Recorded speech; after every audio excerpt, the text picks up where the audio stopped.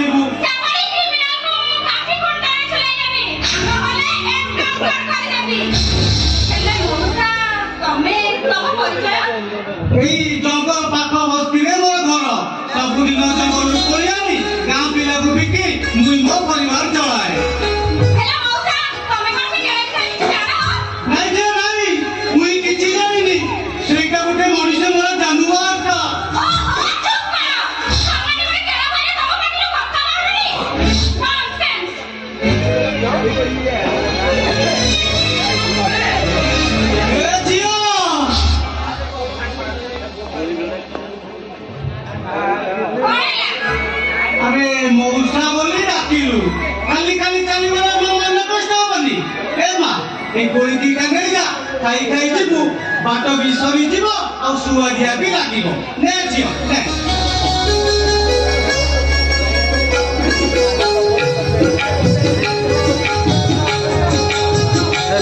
नहीं रे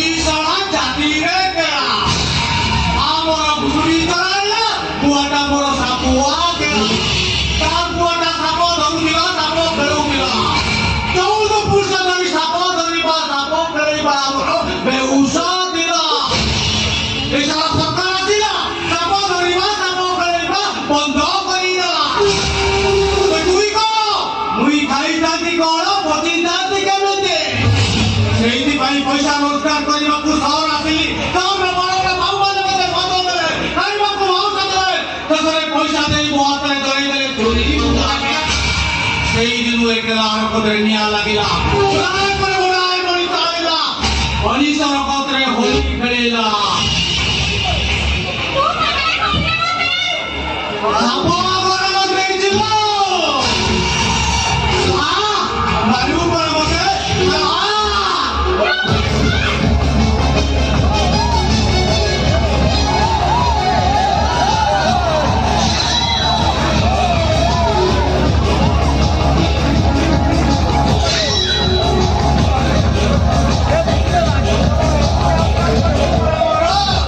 एनकाउंटर करियो परा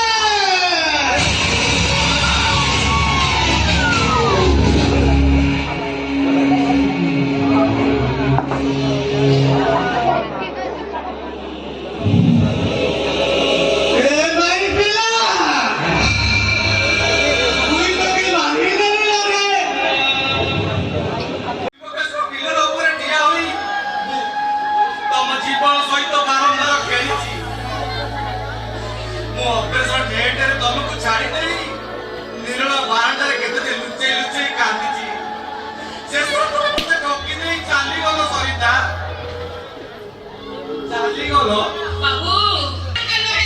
फांसी बाबू आपण मत लक्ष टंका साहाय्य करନ୍ତୁ बाबू लक्षे टंका बाबू ମୁଁ ଆପଣଙ୍କଠୁ ସବୁ ସୁଝି ନେବି ବାବୁ ମୋ ପିଲାମାନଙ୍କ ଋଣ ଖାଇ ଦଉଛି ମୁଁ ଆପଣଙ୍କ ଟଙ୍କା ସବୁ ସୁଝି ନେବି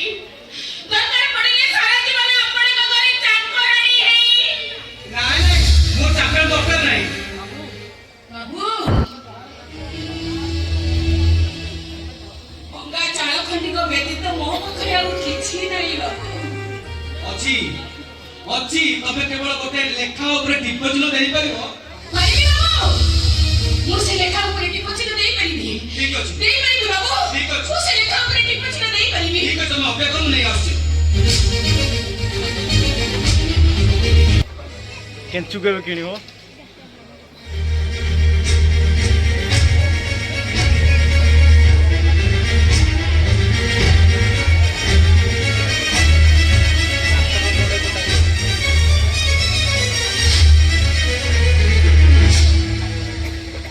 ହେଲେ ବାବୁ ସେ କାଗଜରେ କ'ଣ ସାମାନ୍ୟ ଗୋଟେ ଡିପୋଜିଟ୍ରେ ଏତେ ଗୁଡ଼ାଏ ଟଙ୍କା ନେଲେ କିନ୍ତୁ ବାବୁ କୁହନ୍ତୁ ବାବୁ ସେ ପେପର ଉପରେ କ'ଣ ଲେଖା ଅଛି କୁହନ୍ତୁ ବାବୁ ସେ ପେପର ଉପରେ କ'ଣ ଲେଖା ଅଛି ଏଇ ପେପର ଲେଖା ହେଇଛି ତମେ ତମ ନିଜ ଇଚ୍ଛା ତମ ସାନ ପୁଅକୁ ମତେ ବିକ୍ରି କରିଦିଅ ନାଇଁ ବାବୁ ନାଇଁ ମୁଁ ଏତେ ଗୁଡ଼ା ଖର୍ଚ୍ଚ ହେଇପାରିବି